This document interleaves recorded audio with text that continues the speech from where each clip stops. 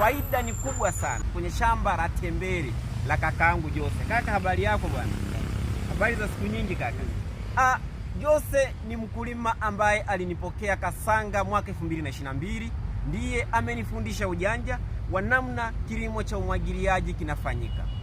Tupo kando kando ya mto Ngerengere. Tuli ni kwamba Jose ni jirani yangu. Mimi nipo upande mwingine wa barabara na yeye yupo upande mwingine wa barabara. Tumeongea mengi. Amenijuza gharama za uzalishaji wa tembele.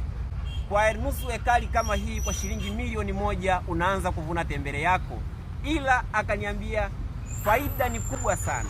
Kwa mchumo mmoja unaanza kupata mafungu 200, yanaenda 400, yanaenda 700, yanafika takribani 1600 kwenye mchumo wa juu sana, ambapo fungu linaanza bei ya shamba shilingi 500, fungu likiwa liko chini sana, na fungu likiwa juu linaenda hadi shilingi 1500.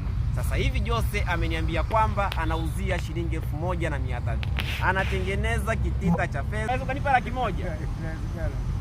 Yes, kakaangu Jose atanipa 100,000 na mafungu kadhaa ya matembele. Mengine nitaenda kula, mengine nitawapatia nyie wakulima na wafuatiliaji wa makala yetu. Kwa majina naitwa Josephat Samson Rioba. Hadi wakati mwingine, Mwenyezi Mungu akitupa uzima, akitupa na afya. Bye bye.